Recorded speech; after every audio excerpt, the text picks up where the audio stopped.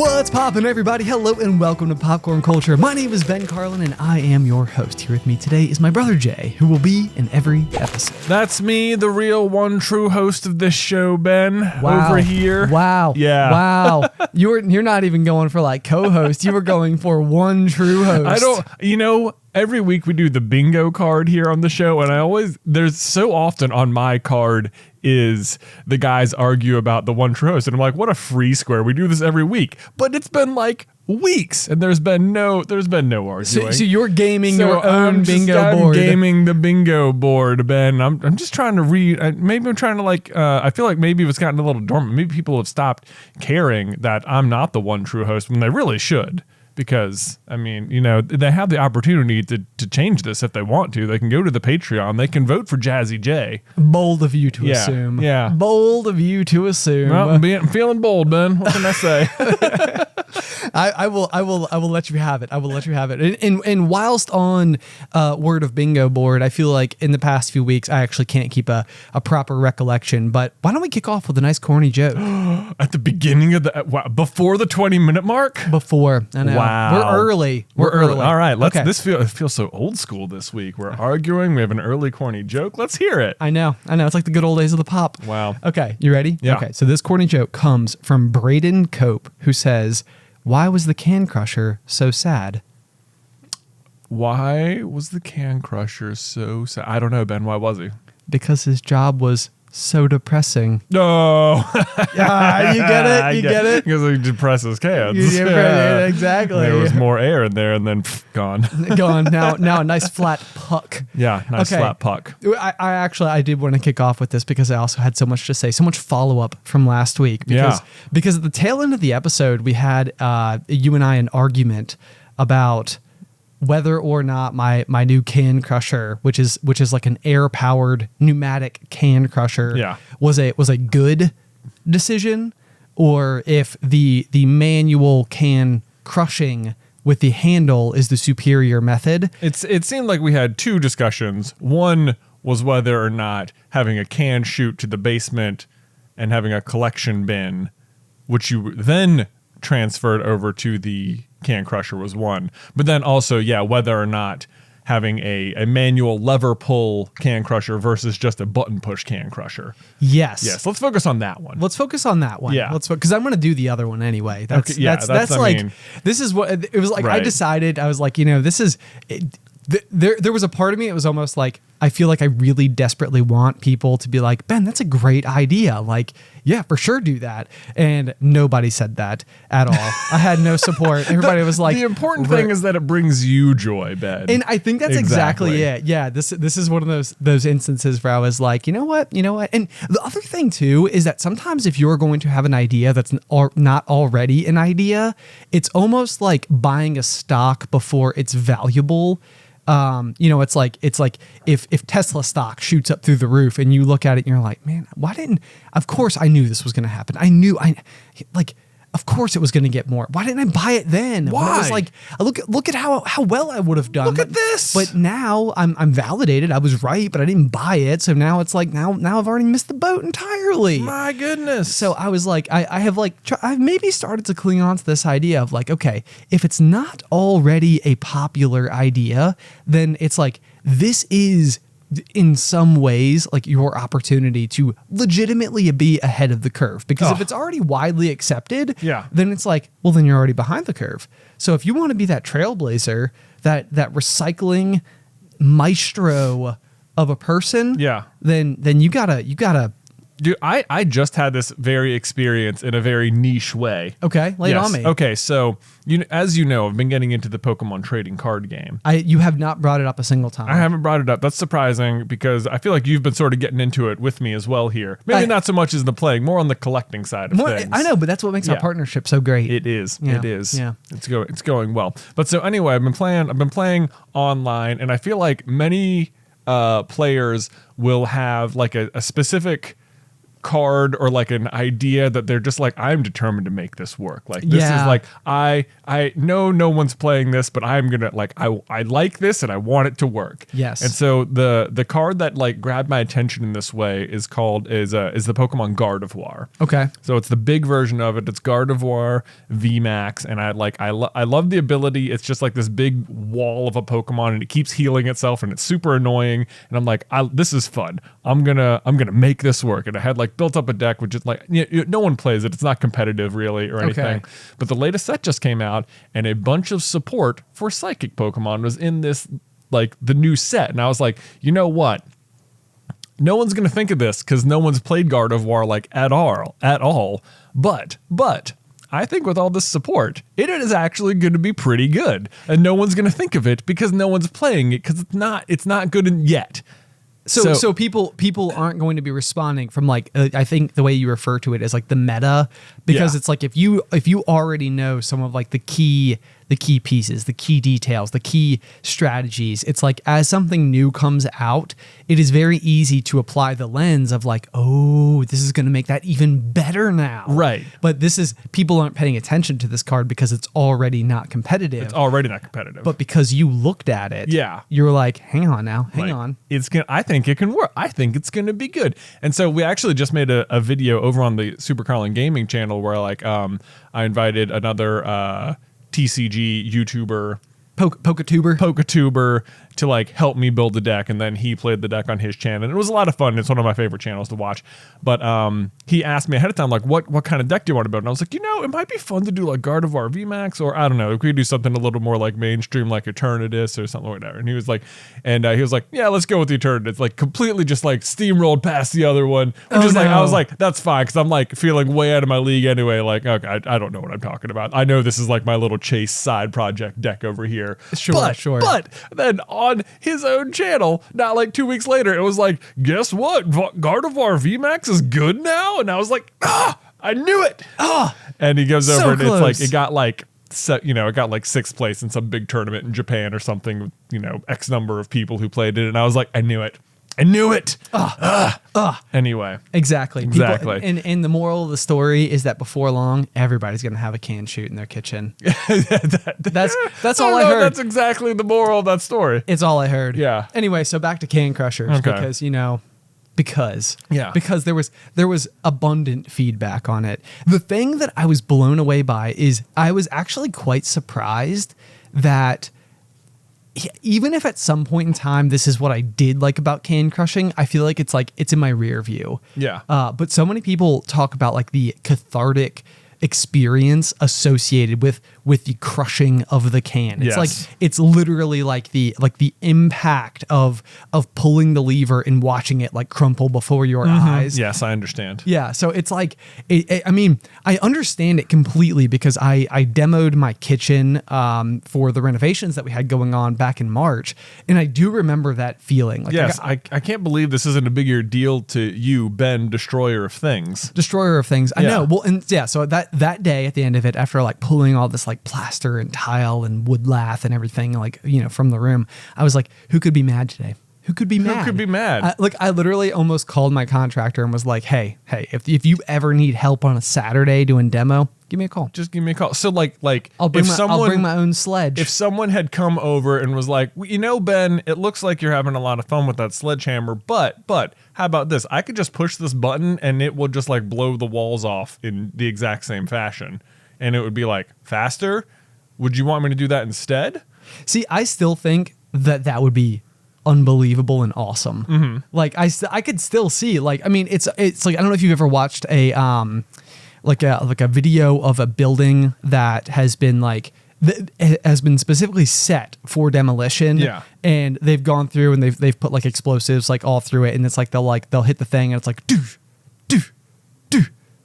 Yeah. And it like goes up from the bottom like up to the top, then the whole thing just like collapses down and it's like whoa, so cool. Yeah.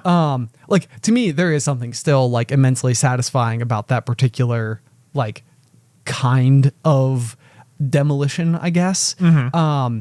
But again, I think what it came back to for me is how much like more volume of aluminum you could pack into your individual like can or bag or like, you know, whatever you're putting all of your crushed cans into, where it's like, you know, like otherwise you could maybe fit like 100 cans into like a standard kitchen trash bag. Let's just say I could be completely off. This is just numbers. My total guesstimate, but it's like now you could fit like 400 in there, and it's like, whoa. Now I'm like letting this like small space go so much further. Right. So the exciting part is the space saved. It's the efficiency of the thing. Like, right. And I do think that there is something appealing to me about efficiency. Oh, Ben, you're talking to the right person. However, I will make this argument to you that whether or not you use the pneumatic can crusher or a hand lever can crusher, you could fit the same number of cans in the final container, right? That is true ultimately. I would still pretty fiercely make the argument that I think that the pneumatic can crusher would be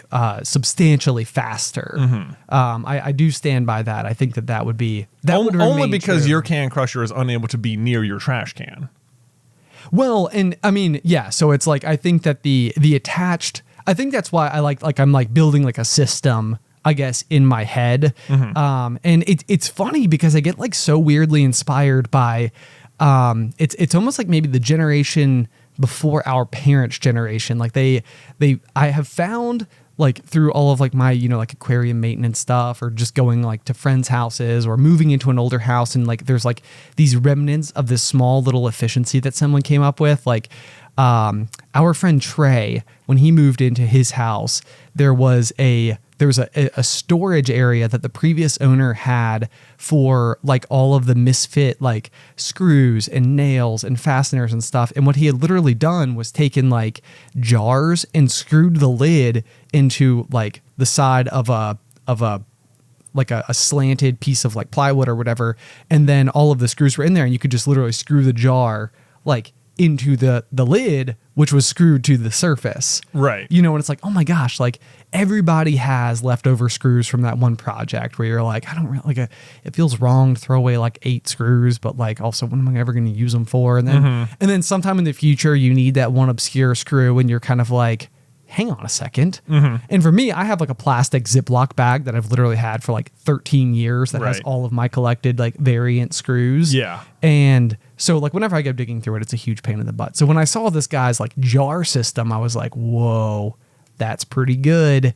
And so I think for me, that's almost like the way that I'm like imagining this is going so far as to have like specifically like a workbench that I have like built in my basement for other efficiency purposes. But like amongst those is the fact that I've also got this cool little like contraption, right? Like, which is then readily fed by just my normal everyday behavior upstairs. Yeah. Does that make sense? I suppose so. Let me ask you this. So you're saving all this space in terms of what you can fit into the final container, but do you not now need 2 containers? No, you don't need 2 containers. Like one to catch the cans and one for the cans to land in after they're crushed? That is reasonable. Yeah. That is reasonable. You wouldn't, in that regard, you would need 2 cans. Okay. You would need 2 cans. And so, I mean, and the first container could only ever service uncrushed cans. Correct. Right. Correct. But the big thing for me, and this was, I got a bunch of emails about this as well, because people were like, how many cans are you going through? I only go through like 2 cans a week. And I was like, okay, I think that there was one thing that I was kind of like, I go through way more cans than you do, apparently. Like, and I don't think that I would have thought that I go through an abundance of cans. This is a tricky thing, isn't it? Yeah. I was at the doctor this morning, and like one of the questions is like, do you drink a lot of coffee? And I'm like, well, I mean, define a lot. Exactly. Yeah. You know, yeah. Like, I don't think so. I drink like 2 to 3 cups of coffee a day. Like, I don't know if to like a medical professional, more than 1 is a lot. Yeah, you know exactly. what I mean? Like, is 3 a lot? Define a lot. 10? 10 a lot? Right.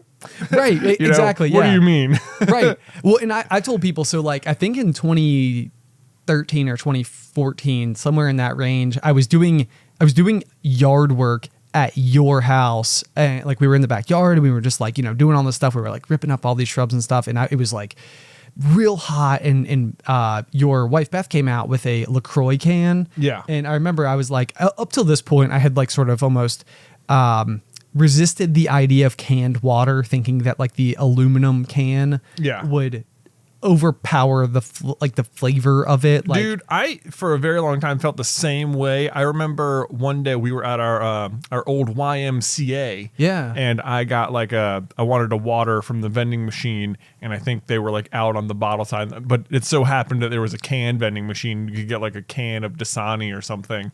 And I was like, okay. And I got that, and it wasn't like sparkling water. I think it was just like tap water in a can. Tap. Yeah. And it was terrible. It just tasted like aluminum. And I was like, this is the worst idea ever. Right. And right. now, I drink liqueur. Like right now, this moment, I'm drinking a Spindrift sparkling water. There you go. Not brought to you by.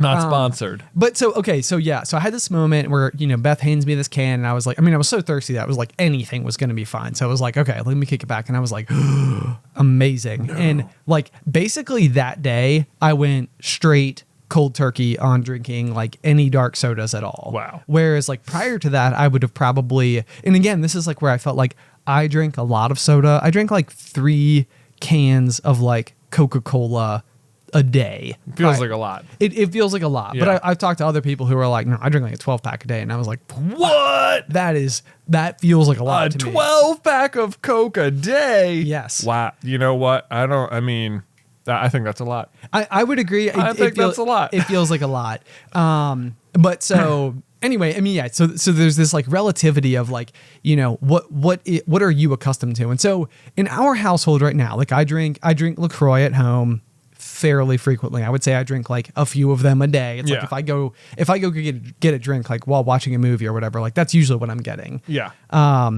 And Alice right now has been like, her pregnancy cravings have been slightly all over the place. But one of the things that's been really helpful for her is like Dr. Pepper, which I've actually heard that there's like something about like cola syrup that actually is like good at breaking up nausea. But that's a completely other story. But so the point is that I would not think it were a far cry to assume that we produce 5 cans a day. Okay.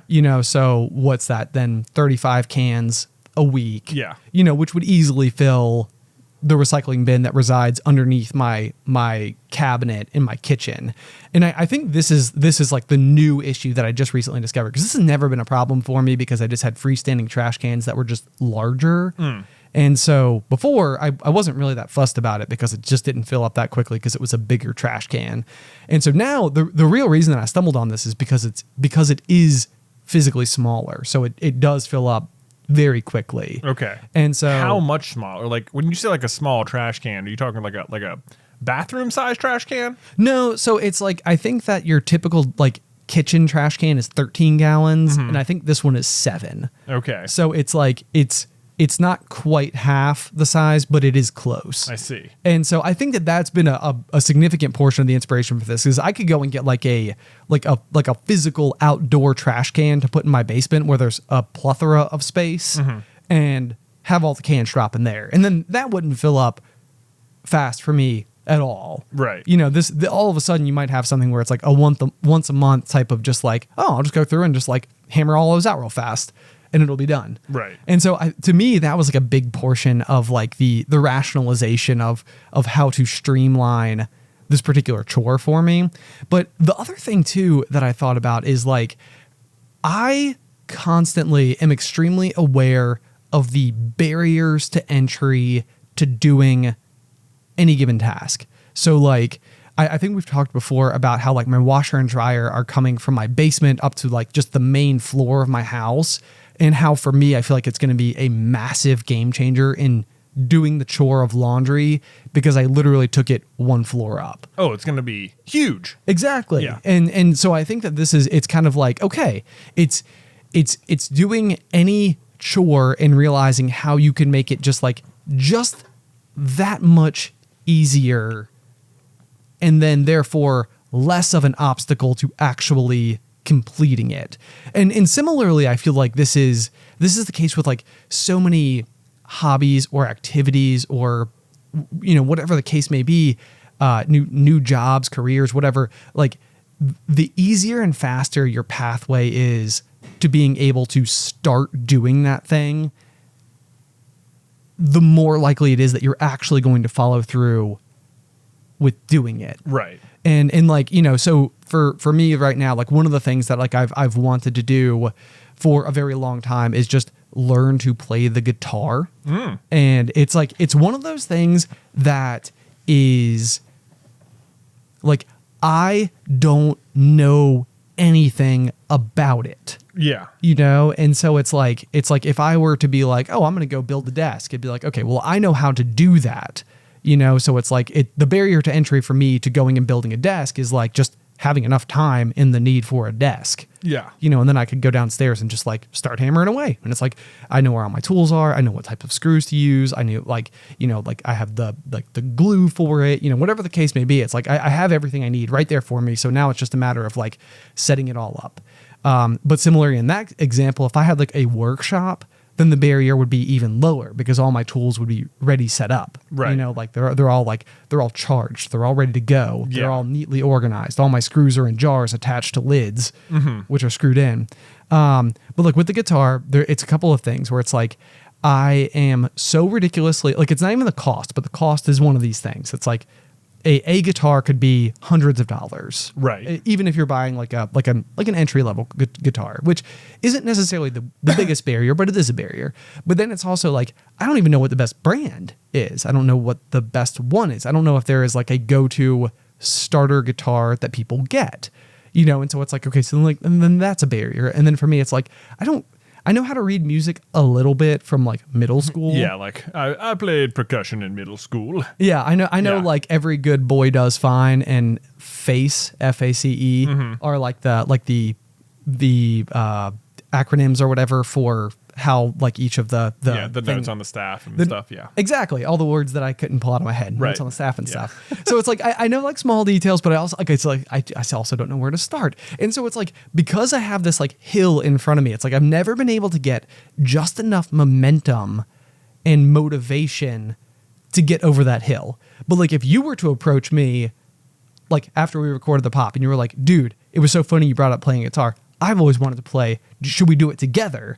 Then it would be like, boom, motivation. Boom. And it's like that small push is like all that was really needed to like get me like up to that hump. But otherwise the hump is a big enough barrier that I still haven't done it despite expressing interest in doing it for literally years now. Yeah. And so I guess I'm like taking that logic as much as I possibly can and applying it to like to the things that I most dislike doing, and then attempting to figure out how I can like hack my own brain into a way that I'd be more willing to do all of these things. I think the end solution here is that because you're so excited about it, it will motivate you to do it, even if it is not actually the most efficient way of Sure. doing it. Sure. You know, like, I mean, and that might end up with you. If the end result, even if you invent a less efficient way to do it, is that you end up doing it more often, then you've still sort of solved a problem.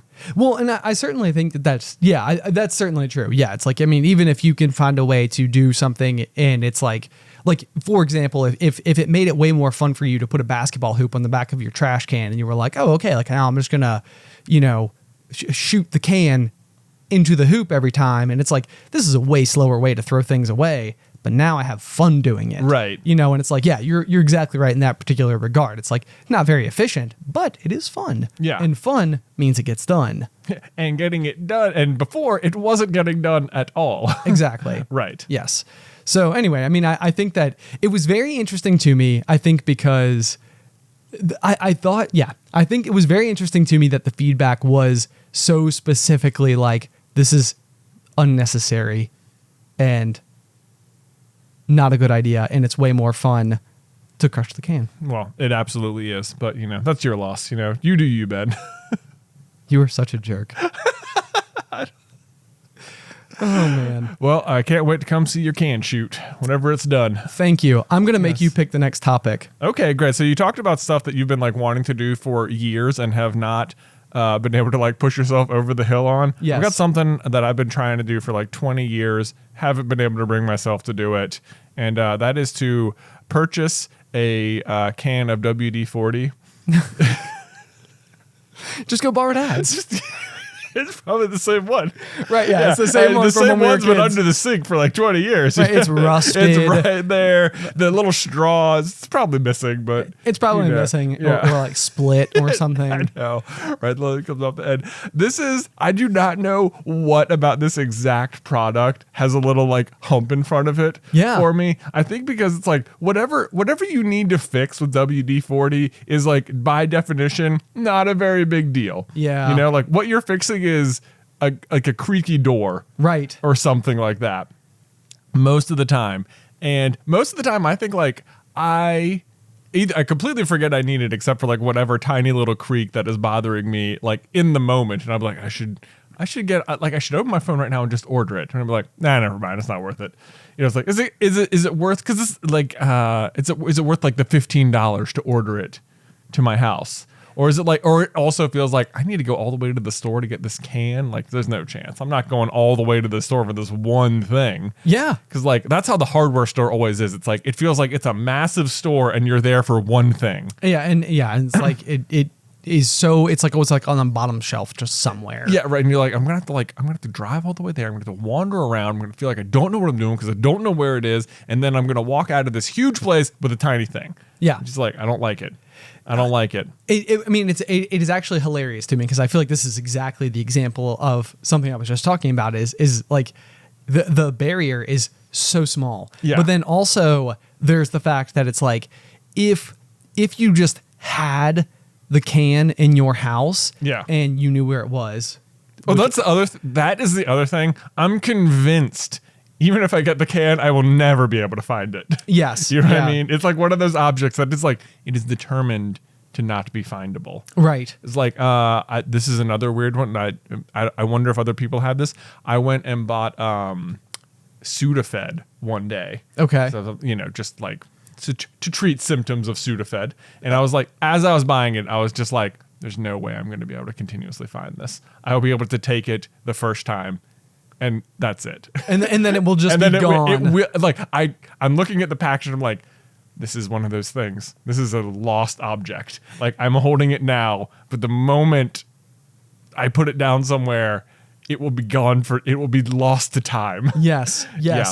This is so it's I have a prime example of this as well, which is the fuel additive that I use for my leaf blower and chainsaw. Which when I bought like 5 years ago, I was like, give me like a 12 pack. Like I want more than enough because eventually I will run out, and when I run out, these machines will be useless to me. That's it. Because I will be convinced that anything else that I buy will be the wrong kind and will ruin them anyway. And so like these are tools that I very frequently use, and it's lasted me such a long period of time. But like just this past weekend, I used my second to last one, and I was like, oh no. Like, am I about to no longer have use of my chainsaw and leaf blower? This is like, the thing is, this is something where I think stuff like Amazon or Sears maybe has been a great solution. Like the filter on my refrigerator.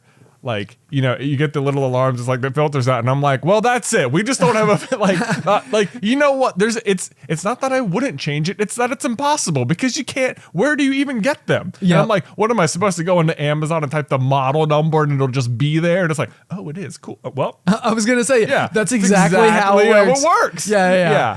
Why didn't you think to go and buy the WBZGG? Oh yeah, because it's like this 12-letter acronym, and you're like, oh, this is like I'm going to use the same filter for the next 20 years, and then I'll get a new fridge. Right. Yeah. Just going to limp right along. Yeah, it'll fill up. It'll fill up very slowly. That's right. My water bottle, I'll fill it. 5 minutes at a time for 12 ounces. You know, So I'm good on that. I do the same thing now. If I'm like buying filters for the fridge, I'm just buy like a 6-pack because they probably are going to run out. I don't know. Yes. Yeah. I even remember when we moved into this very office, I did the exact same thing because it was expired and no water would come out, and I'm like, you know what? I'm gonna solve this forever. Yeah. We will move out of this office before we run out of filters. Well, can I tell you? Let me tell you the update to my WD-40 situation. Did you buy some? Is that I did. I was one night. I was like, I've even opened the page several times on my phone and be like, it's not worth it. And I was just like, stop doing. Just buy it. You'll just have it. Just buy it. So this was like over a week ago now. I swiped it and I was like, I did it. I couldn't believe it. I felt like such an adult. Like,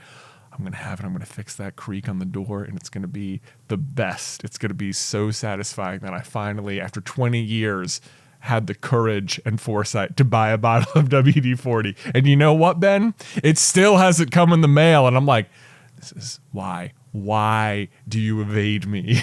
That is, it is so annoying. I will love it if it never arrives. I'm sure. I'm waiting for the email from Amazon. It's like, we refunded your order. I'm like, no, you can't. It's not. Please. Everybody's gonna mail you WD-40 I know. now. I'm gonna have a new problem. You're gonna be like inundated with lubricant. Everything in my house is gonna be so smooth. Everything's gonna be so slick. But the other thing that like is the what tipped me over the edge is the door to the twins' room is this like creak. And normally with doors, like it's like whatever.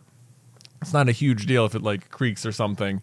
But on theirs in particular, it will wake them up. Oh, yeah. So it's like you can't have that. Yeah. And normally the solution to like a really slow door like or a door like this is that you go really slow and you're just like, I'll just take forever to open this door as long as this baby's staying asleep.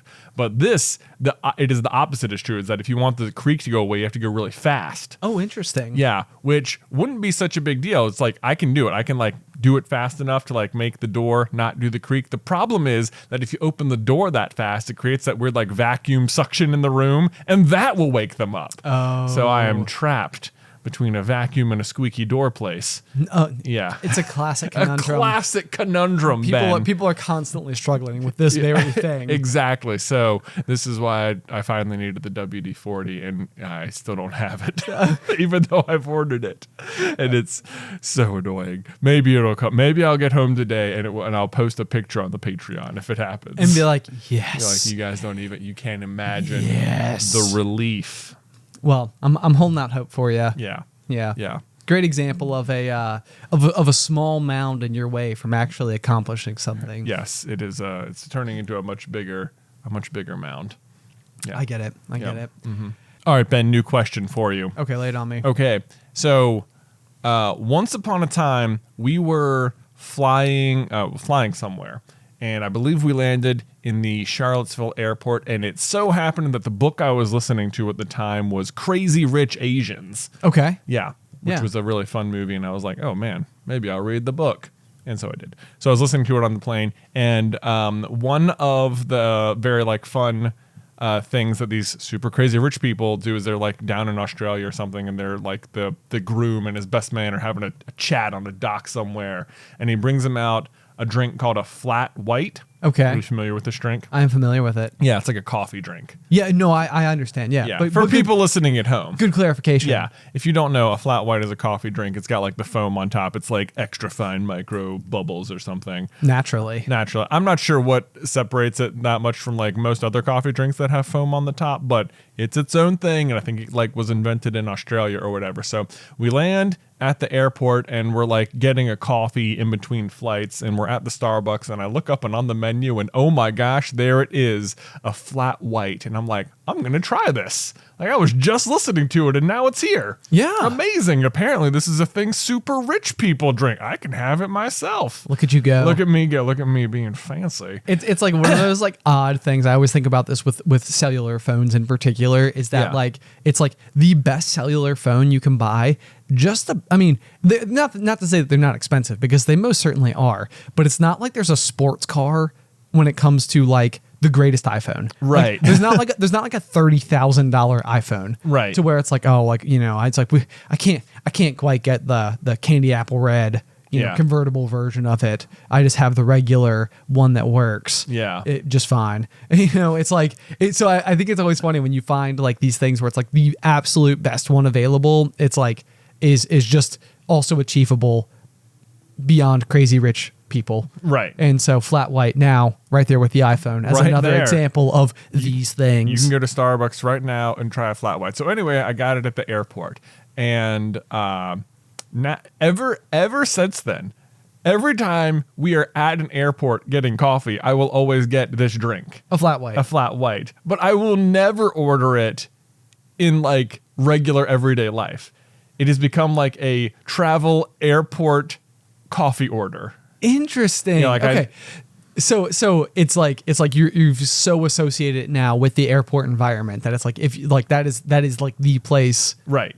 but anywhere else is not. It's not like the option. Yeah, like I'm not like when I drive through Starbucks, which is not that often, but it's not like I'm not like, oh yeah, this is even though I really enjoy it, it's not like yeah, I'll get one.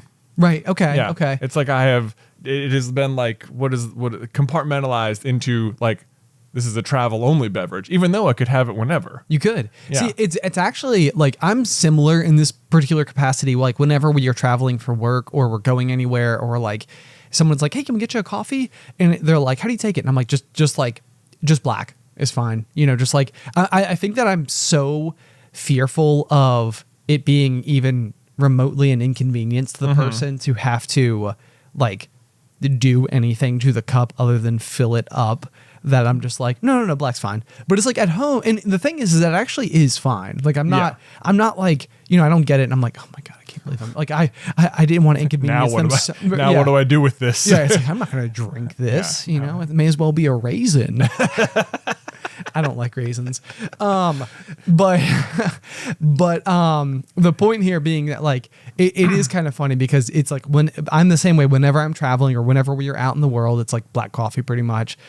Like almost without fail. But then at home, I will never drink just a black coffee. Right. Like we own a coffee company, and even still, like I feel like it's such a thing that like there's almost this like purist view that like black coffee is like the way that you're supposed to, like it's the ideal way to drink a coffee. Right. Like this is what you're supposed to be working towards. Yes. Yes. There are certain like things like this that I don't know why in my brain it's like this is what you're like. I feel like, yeah, you're supposed to be working towards black coffee, and you're supposed to be working towards like IPAs or hotter, spicier sauce or bourbon neat.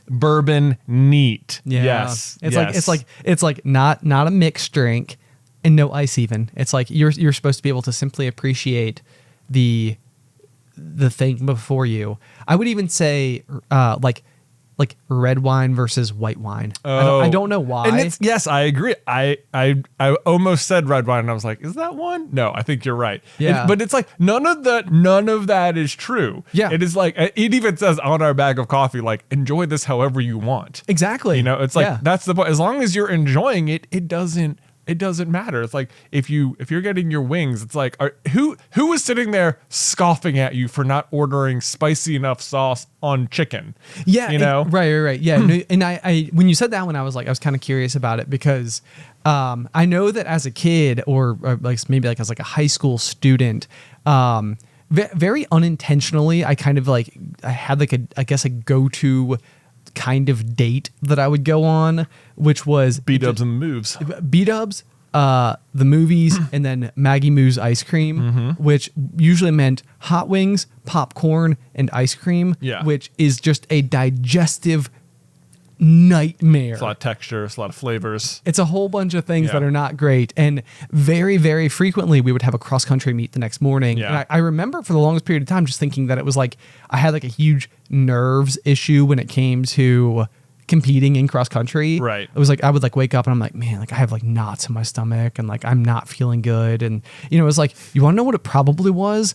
All of the stuff that you eat every single Friday night. Yeah. Not every Friday night. That would be ridiculous. But, frequently enough. And it was just, I don't know. It's like how much of my cross-country career was impacted by my horrific date night selections. Yeah, rituals here. yeah. It's like you need to change it up. Yeah, your PR, you're like missing like 30 seconds off that time, I know. Crazy. I know, man.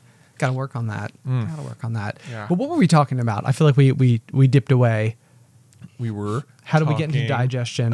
Wings. About wings. Yes, exactly. So I remember that was like sort of the thing though, is that like I would go and I always felt like the need to order like spicy wings. Like it was almost like a rite of passage. It was almost like the people at the table would be like, dang, look at this guy. like getting the, like you ordered like whoa. wild sauce. Yeah, like that's like 3 down from blazing. Yeah, like, well, look at this kid. Exactly. Yeah. Yeah. And it's like, in my head, I'm like, well, it's pure torture. Like I'm dying over here. Dying, yeah. And the other thing is very frequently I would like start sweating and people would like point it out, and I'm like, no, it's fine. I'm fine. I'm good. And it's like, I'm not fine. I'm not fine. It's extremely hot. Right. But I'm saving face right now. That's right. If I had ordered anything less than this, you'd have thought less of me. Right. Yeah. Meanwhile, your friend's enjoying a nice mild wing across from you, and you're like, hey, having fun? right. Yeah. And what is that? Honey barbecue? Can I have one? Yeah. Let me just try it. We just try. Right. It'll be funny. Yeah, It'll be funny. It'll be funny. If Look we- at me eating a honey barbecue wing. Wow. Yeah. The novelty. Right. Oh man. Even that though is like one of these things where I feel like there have been things in my life where it was almost like I needed to like turn it into like a like laughable type of like, haha, yeah, like let's get, it'd be so ironic to go and do that. And it was actually like, in reality, it was almost like I really want to go do this thing, but like I don't know how to do it without like kind of making it feel like a funny thing. Yeah. Like I have to do it, but I was sort of like ironically. But Exactly. like, actually, I really want to do it. Right, Yeah. right. So one of these things, and actually this is a really bad example because it's not something that I would recommend people do for a variety of reasons. But I remembered when I was in high school and I would like break out really badly, like just like my skin would be Right. like super oily. And it was just like, I don't know, I felt like embarrassed about it. And I remember somebody telling me one time that like being tan helped clear up these breakouts, clearing up like acne and stuff. Interesting. Yeah. And so it was like, and then I started to notice it. It was like every summer I was like, oh man, this is so frustrating because like not during the school year, I'm fine. But then during the school year, when it's not summer and I'm not spending every day, outside in the sun, at the pool or whatever, it's like back to breakout season. Great. And so I always wanted to go to like a tanning bed. Oh. Like, well, I was always like, this would be like, I was like, I don't want to go to be tan. Like that's not the end goal that I want. What I want is to not break out. And I feel like now I have so associated being tan with not breaking out. But it was also one of those things where I just felt like it would have been, and again, I don't recommend you do this. And I do think it's not a good idea. But at the time I didn't know that and mostly just thought that it was like unacceptable for me to go and do this thing. To go to a tanning bed? To go to a tanning bed. Like, Right. because it would have seemed like the underlying reason behind doing it was like vanity. Yeah. Whereas like, I think if you were to like really pull that back, like in some level it was, but also the stress associated with like feeling self-conscious and having like, these breakouts every day and like feeling like people, you're like talking to people and you're like watching their eyes and you're like, what are you looking at? Type of thing. It was like, realistically, like there is a chance that if I could have like just solved this particular problem, then it would have just made me feel way less stressed. And it wasn't so much vanity as it was attempting to like remove a stressor. Does that make sense? Yes. But again, the problem is that the solution would have been much more problematic in like a different capacity, which is just that going to a tanning bed is not particularly healthy for you. Yeah. So not a good solution, but also the reason why I wouldn't go. But it would have been the kind of thing that like if we had been out with friends and somebody was like, we should do tonight. We should go to a tanning bed. I would have been like, oh my God, that'd be so funny. Let's do it. Like hilarious. Okay, let's go. Let's just do it. Right, and people yeah. would be like, did you get tanned? Like, yeah, we were just like on a whim. We went to a tanning bed just like as a joke. But look, I feel much better about here is the other, this is maybe not the best example of it, but like on the other hand, like you totally could have just done it and like who would know? I know. Like on the one hand, of course, your entire body would be a lightly different shade of color. So maybe people would know. Yeah. But you could, I mean, at the same time, what authority are they on the tanness of your skin? I know. This It's is true.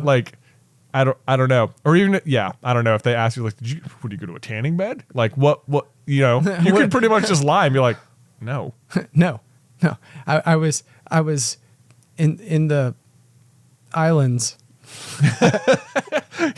Took a weekend trip. Yeah, down to the islands.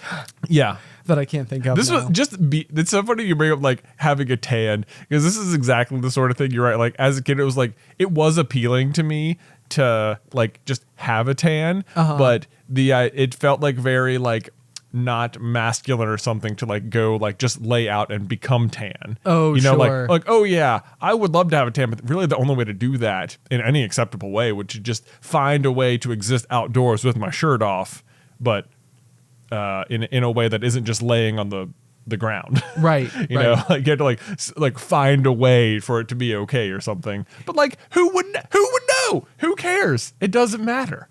It doesn't Other matter. than, I mean, you know, skin cancer's a thing, but whatever. SPF. You know, SPF, sunscreen. Yeah. What always blows my mind about this is that like even if I'm wearing sunscreen, I feel like if I go out to like eat at like an outdoor bistro table type of, you know, dining experience, even with sunscreen on, I will just get burnt to a crisp while I'm sitting there, and it'll always be like, you know, from like your sleeve down. Oh, yeah. Or like the back of my neck, or like the tops of like, you know, like your knees, like from where your shorts weren't like all the way out or whatever. And so like, I'll get home and I'm like, man, you know, we sat out there for like an hour and I'm fried. And then, I'll like go to the beach every summer and like specifically be sitting outside like with my book, you know, like in front of the ocean for hours on end and go inside and be like, I didn't get tan at all. I feel the exact same way. Not even an ounce. It's like, I'll come over from the beach and be like, well, I guess the sun was just like off this week or something. I don't know. It was, the sun was off. The sun was off. It was not having a good day. The sun. I know. Like it felt light outside. I felt like the sun was up. I could see it. It was light outside. I'm not any tanner. I don't know what the deal is. Meanwhile, I sat out. I mowed the yard last week. And I have my whole arms are red. Aggressive sunburn. Aggressive sunburn. What happened, son? I have been bathing in aloe. Yeah. Oh man. Maybe we're just not very good at getting tans. The suntan conundrum. Mm-hmm. Yeah, the suntan. What happens at the beach? Why isn't the sun?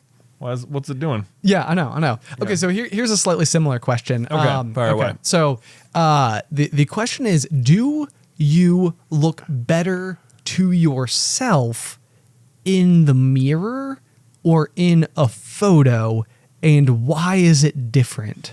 Like if I were to go take a picture of myself right now and then also look at myself in the mirror versus looking in the photo. Yeah, it's like because when you look at yourself in the mirror, your face is like flipped, I guess, or not flipped.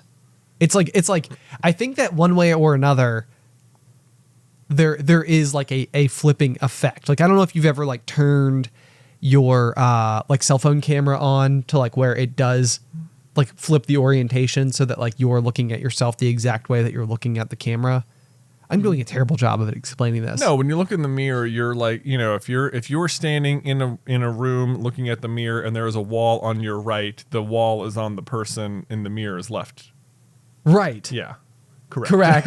Let me rephrase. Yeah. Correct. So, and I think that it's the case that this is not how you see yourself in photos, but the way that you see yourself in photos is how other people see you, but the way you see yourself in the mirror is not how other people see you. Oh, interesting. So this is like a symmetry problem. It's like a symmetry problem. And I don't know if like to some extent what's happening is that you've always looked at yourself in the mirror to get an assessment of like, how do I look today? Like, you know, so you know your reflection, but everybody else knows just what you look like.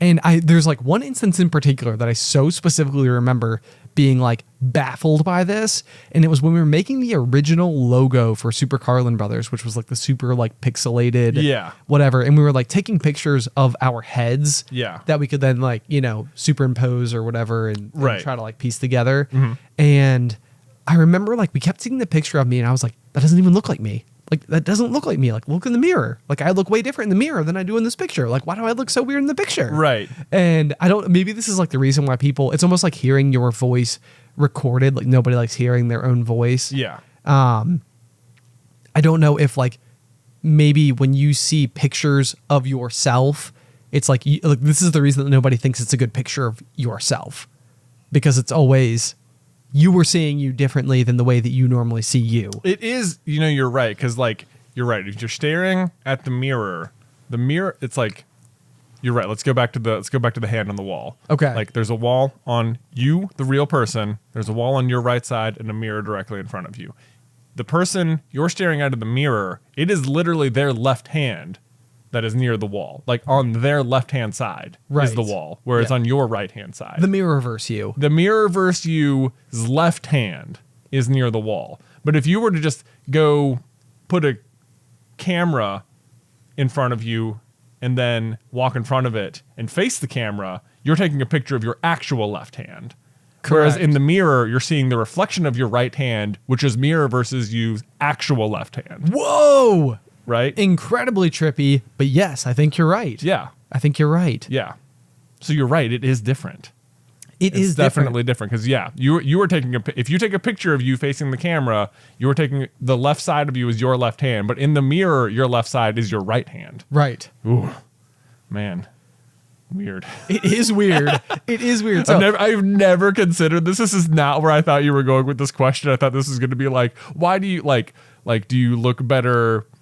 I thought this was going to be like do you just like the way you looked in the past versus the way you look now or something sort of question. But no, you're talking about why do you look different? Right. All things being equal, assuming the camera's as good as the mirror, which is probably another problem. This happens to me. So like if I were to like take a selfie, the other thing that I've realized about myself is I have like a slight head tilt. So I have like my camera out. So it's like if I take a picture and then look at the picture, it's like I can see my head tilting like the wrong way. Oh, this is a problem with glass. This is an adjacent problem with glasses, like trying to get a focus through a lens.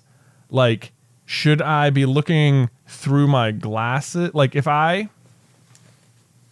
looking through my glasses at the screen, okay, and trying to focus the lens on you.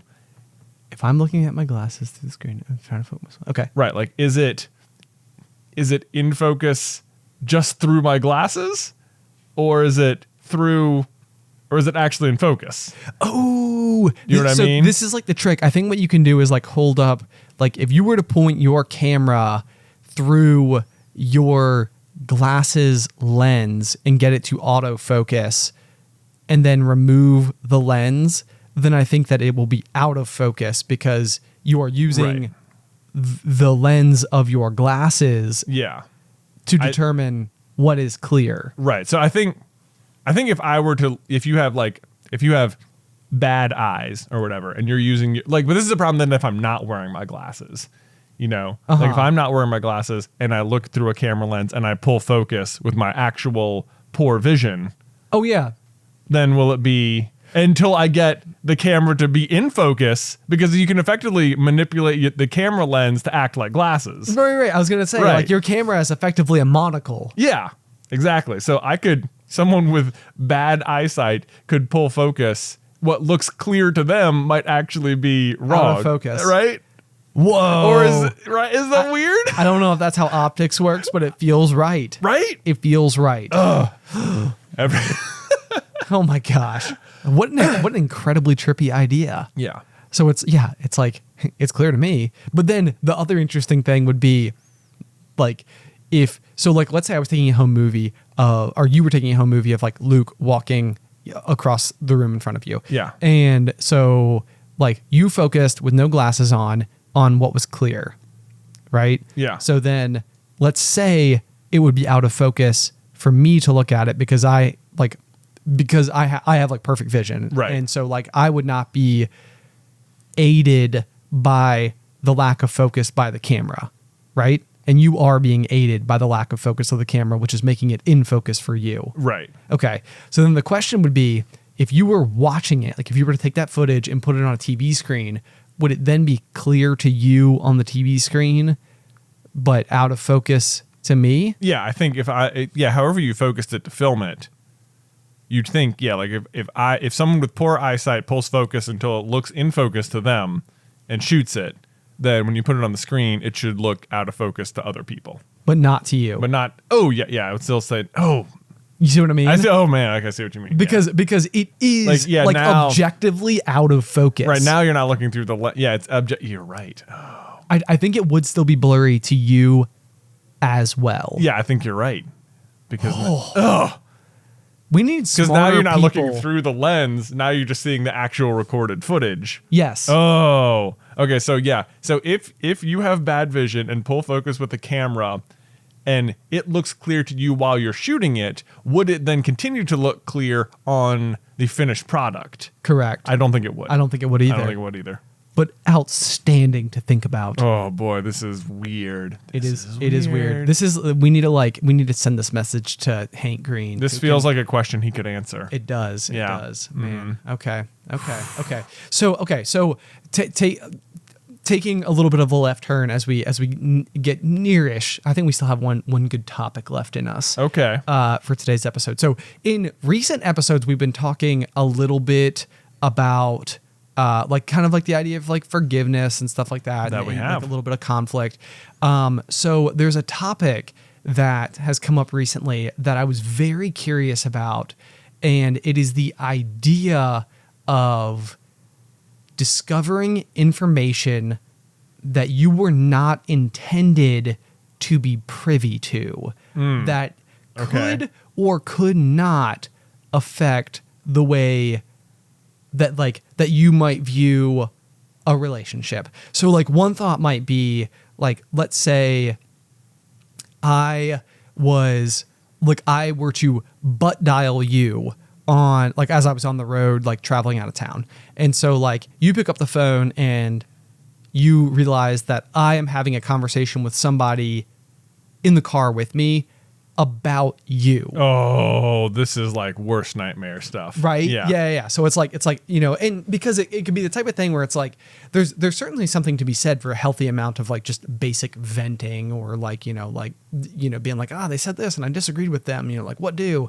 And maybe you might talk about it in a way that you might not talk to directly to the person where there could or could not have been like conflict associated. Or like maybe you're describing what your issue is to someone else to see if your take was okay or like just, I don't know. Right. So it's like at the end of the day, it's like, even especially like maybe I'm even on my way to meet up with you to hang out where we will go and have a jolly good time. Yeah. But upon my arrival, I have just concluded a conversation about like a conflict that you and I had. Mm-hmm. And so now all of a sudden it's like you just became like potentially hurt or upset because you heard a conversation you weren't supposed to, but could have existed maybe for its own like healthy reasons entirely. Mm-hmm. And so it's like, how does that affect, like, do you hold that against the person?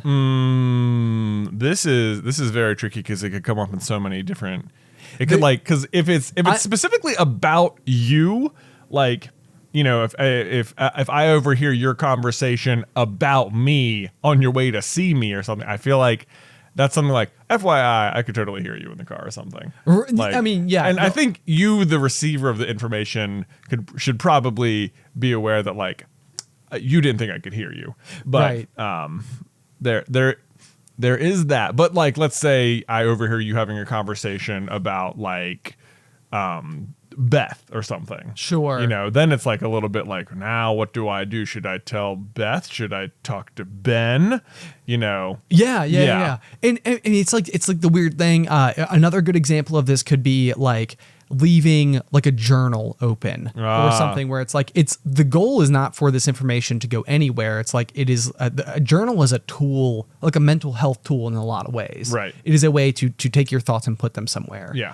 And so it's like, you could get home and like be like, oh my gosh, Ben today, he was talking about this Can Crusher shoot and it was ridiculous and I couldn't believe it and it frustrated me and I was so mad, and it's like this could be like the way that you just cope with a disagreement. And in the scheme of things, it's sort of like like my coping mechanism was to go home and to write it in my journal, and I feel better about it now because like I offloaded it, I put it somewhere, right? But then like if I were to discover that and be like, wow, that rubbed him way harder the wrong way than I realized. And I can't believe he didn't bring it up with me. If he was so upset, he went and wrote it in his journal. Are you kidding me? But it's like, you're not supposed to see the journal. Right. Like the whole idea is that it is intended to like, to not be a part of like the pieces of engagement that you have with another person. It's separate from the relationship that you have with another person. Yeah.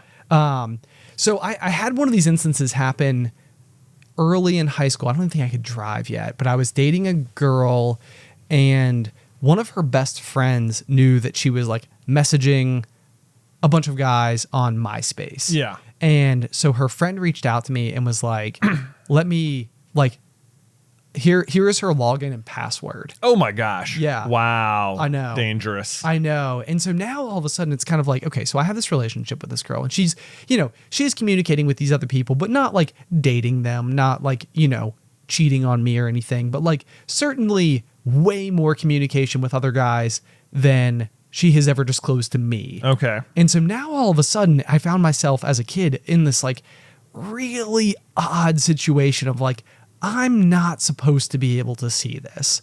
Like, this is not. Well, this is interesting because you added an extra layer to it. With like you've been given the key without. It's not like you found an open journal. It's not like went to the computer after her and her email was open and you got to, and like, oh, and you're like, oh, whoops. Right. Like, right. oh, what's happening here? It's like, you would then have to go to like MySpace and like actually type it in. Yes. Yeah. Yeah. And so ultimately this was my, 15-year-old conclusion of what the right thing to do was, is I looked. I did look. Wow. Which I don't. Cards on the table. I would not do now. Yeah. Let me go ahead and just say the answer is you should not look. Yes. Agreed. Yeah. Agreed. And I think this was like one of those things where again, 15-year-old, significant amount of probably insecurity that also drove probably the series of events that led to the conversation where I gained this information to begin with. Yeah. Which was probably me asking her best friend if there was something to worry about, I imagine, is probably how she ultimately yielded this information to me. Yeah. But the rule that I did make for myself was that I was not going to, it was like I was not allowed to use any of the information that I discovered at all. So it was like, I knew that something else happened, and surely it affected like the rest of the relationship I had with this person. But like at no point in time was that like a quiver, in like a conversation, like that just sounds like smart snooping though, more than anything. Well, in some capacity, but it was almost like, I think what I was trying to do was sequester away the information to where it was like, I do know this, but I wasn't supposed to know this. Yeah. And so it's like, and as a result, it's like, it's almost like null and void. Well, yes and no, but there's no way it can't affect you. Right, Like maybe right. you're not going to say like you certainly you would then never say like, well, what about the message you sent to this person or whatever, Right. But you could very easily trap someone in a lie then. Like it'd be very easy to just like know the truth to the question ahead of time and like easily maneuver them into a lie. And then they were lying to you. Yes, but I would say that part of not using it would also not be doing those things. Like it was it would, I mean, and you're not wrong. Yeah. You're not wrong. And there's like, no way to not. There's no, it's like to once, not know it. It's like once it's like Pandora's box has been opened. Right. You can't put the toothpaste back in the tube. Exactly. Yeah. So it's like it will impact you. And I think that it gave merit to other concerns that I had that were much more visible. Yeah. But I would not have gone so far as to be like, let me test if you're lying to me. And I will know because I do know the truth, even if I'm not going to reveal that to you. Like, I would say that would, again, like, would not be the kind of putting aside of information that I would have had. Right.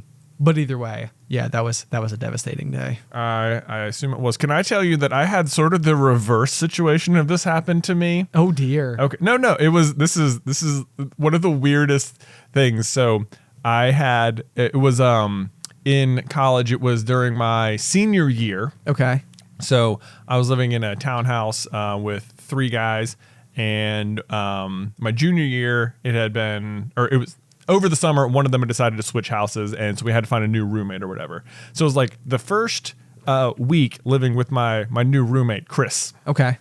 And normally, I think by the time you're like a senior in college, you've got like a pretty well-established friend group. You've got stuff you're going to do with other people. But Chris, absolutely great guy, just had 1,000 things to do, was friends with everyone, just like, oh, these are the people I'm living with, these are the people I'll invite to things. It's not like I'm meeting up with other people, I'll just invite these people, they're the people who are here. Sure. Whatever. So like the first week he was there, I was like, oh yeah, it's Wednesday. You guys want to go to this comedy club they do every Wednesday? And I was like, I didn't know that was a thing. Yes, I do. Let's go. And they was like, oh, it's Thursday. Let's go to this pizza place. They do this cool coin flip thing where if you every pizza you order, they flip a coin. And if you call it right, you get it for free, which let me tell you, the worst. It sounds like 50-50. It's not. Oh no. It's not. We probably, man, we got like 7 pizzas that first night. I think we got like 1 free. It was no. Like, a lot of pizza. It's a weighted coin. Yeah. So whatever. Anyway, the point of the story though is that I don't know who I butt dialed or if someone like dialed me and I like butt answered them or something on accident. I don't know what the situation was,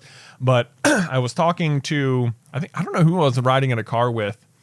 But our friend John from the GMA was the person on the other end of the phone. And I'm talking to someone in the car about Chris, my roommate, and all I'm saying is like very nice things. I'm like, he's awesome. We keep doing all these cool things. He's got like a thing to do every night. It's like Monday we're going here. Wednesday's like this. Like, it was this very funny thing where all I was doing was just like gushing like how much I enjoy my new roommate. Oh my! So now I see what you mean by the opposite. It's like the opposite. It's like yeah. Yes. I remember I later was talking to John. He was like, dude, I listened to you for like 5 minutes. You just kept talking about your roommate. I was like, yep.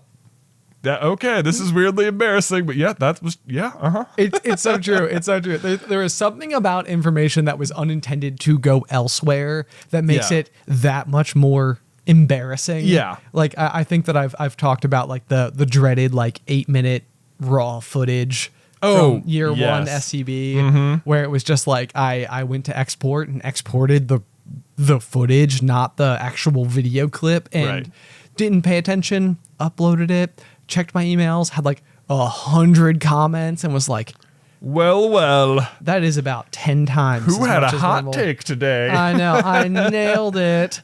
And then it was just a bunch of people being like, I don't think he knows, and it was just like me going back and forth. And like on the whole, I mean, I don't know if you know this about YouTubers.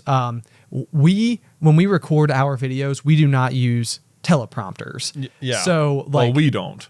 We don't, yeah. But other people may. But when we are going through and recording any of our videos for like SuperCarlinBrothers, it's like in between literally every single cut, it is entirely possible that we recorded each of those sentences 2, 3, 4 times and messed up several times. And so it's like, it would be embarrassing if you watched me just continuously try to say the same sentence over and over because you'd be watching me mess up. Yeah. Like I forgot the line or stumbled on my words or said something in a way that, used the word actually 3 times, which I do all the time. Yeah. It's like actually and then actually and then actually. Yeah. It's like, it's a word we're like, well, what actually was happening here is that he was actually seeing. It's like, no, you said you used the same word twice in the same sentence, and that was weird. Yeah. So it's like this very like how the sausage is made, but like a little bit too like, this is like not in a good way. It's not like behind the scenes where you like see a little extra. It's like behind the scenes like, this is unpolished. It's an uncut gem. This is I think because the weird thing is that like even in my situation, even in my story where I'm like just talking about my roommate Chris, where I'm saying nice things, I'm not even being like mean. It still feels embarrassing. Yeah, exactly. And it's like, I think everyone is like afraid that other people will know what they're like behind closed doors or something. Right. And it's like, but like even in that case, what was behind closed doors was 1, I was already talking to someone else, but 2, I wasn't even being mean. Yeah. It's just like this, like, it just feels like very like raw and like vulnerable when people see information that they're not supposed to. It was entirely unfiltered, basically. Yeah. And I think that, I think that like my tactic for this particular thing is that like attempting to communicate with people in a way where I would never be upset to be overheard. And that is exactly what I was going to say is the actual answer here. Yes. Is because the general rule of thumb is that if anyone you're like talking to, maybe other than like your significant other, maybe I wouldn't count like your spouse or something in the situation. Sure. But like if someone like just like an acquaintance or a friend is like basically probably gossiping is the right word. Dishing. Is someone is like saying bad things about someone else to you, you can almost guarantee that exact person is saying bad things about you to other people. Yeah. Like that is a very like That's pretty much the truth. It's very difficult Yeah. to be immune to this to exactly what you're saying. Yeah. Like for this to be someone who regularly gossips about other people, to be like the one friend that they have that never does anything wrong. Nothing of like Right. conversation ever. Yeah. Yeah, like gossip's gossip. That's sort of that's just sort of how it is. But so you're right. The real solution is to not say is to follow the age-old rule of like, if you don't have anything nice to say, just don't say it. You know, like at all times. Like one of my on the other hand, one of my favorite things to like stumble across on like Twitter or Reddit or something is when people have been fallen into this exact trap.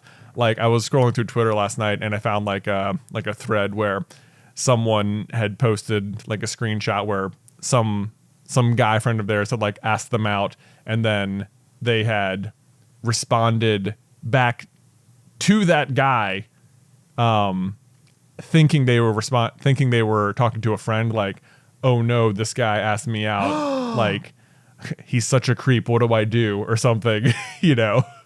And actually they'd sent that back to the person, and like I love finding these because it's like, oh no, it's like watching a train wreck, you know. It's so terrible, but it's like the real answer is you just shouldn't, like, you know, I don't know. It's like don't have that to say anyway, or Right. or at the very least, I think that it would be just as embarrassing if you were to accidentally respond and be like, you know, this guy just asked me out, I don't want to go out with him, but I'm not sure what to say. Like that would still be incredibly embarrassing to say back to the person, but it's a heck of a lot less bad than saying, help, this creep just asked me out. Right. You know, and it's like, right. And like, who knows what the guy's actually like or whatever. Maybe it was an actual super duper creepy person, but, sure.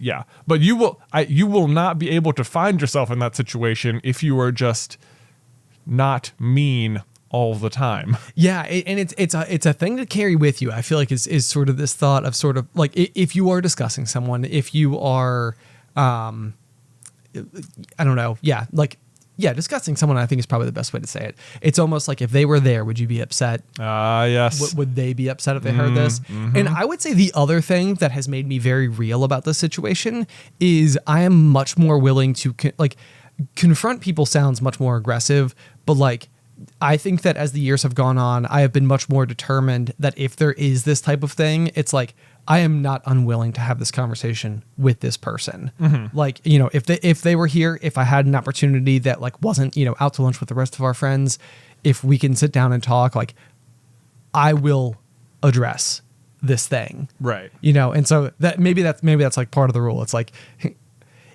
if they were there, would they be upset? And even if it's, let's see here, let me see if I can get this out.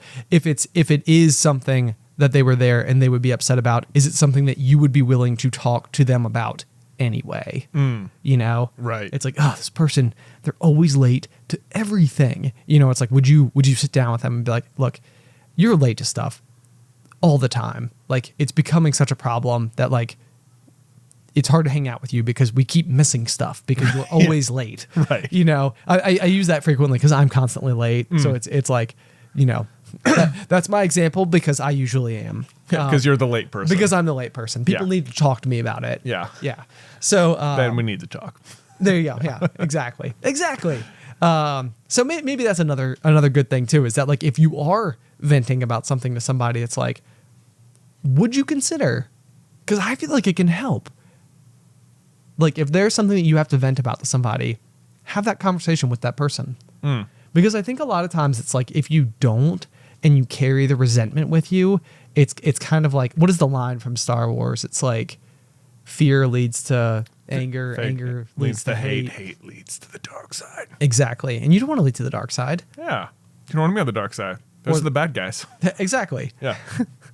You don't want to be the bad guys, people. Although I'm not entirely sure you want to be the Jedi either. Well, yeah, the Jedi are pretty corrupt by the end. There's no doubt. Yeah. They kind of lost their way. You want like the ideal version of the Jedi, not like the High Republic, whatever. Exactly. Yeah. Exactly. Yeah, that's exactly what you want. Okay, I feel like we've reached a good spot. Okay, good. I feel like we've gave some advice. Yeah. Maybe the folks out there, the little colonels, can go and have a tough conversation. You know. This would be very funny to do. Do you think people you could arrange fake butt dials? You know, like do a butt dial on purpose. Oh, yes, like do a butt dial on like a fake butt dial, and then like if I were to like call you and then just sort of set the phone on the table and be like and let you overhear a conversation where I said nice things about you.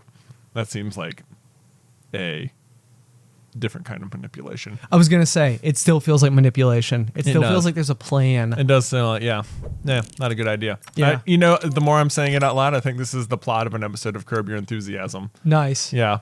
I think they do, they do this exact thing. They fake butt dials and they lie. They like talk to the other person. Like they lie about not being able to go to plans with the other person because they've already got commitments to like the person they butt dialed, and then the person they butt dialed feels so bad that they're like, oh no, don't worry. So they get to like go do the thing with their friends instead. Oh, I see. Yeah, that's what they're doing. That's Wow. sneaky. Okay. Anyway, I'm just remembering stuff in my head now. There you go. So there you go, guys. For maybe the question today is have you ever stumbled across information about yourself that you were not supposed to be privy to, and how did you react to that situation? You can send any of your thoughts or ideas over to popcornculturepod@gmail.com. We are also over on Reddit, which is just Popcorn Culture. And if you want to help us determine who the one true host is week in, week out, you can go and check us out over on Patreon, which is patreon.com/popcornculture. Yeah, you could vote for either host Jazzy J or Buzzy B, whatever. That's an option too. Buzzy B. Yeah, Buzzy B. Whichever tier has the most votes determines who is the one true host. Exactly. It's been going swimmingly so far. Yeah, for you. Otherwise, guys, until next week. Pop, pop.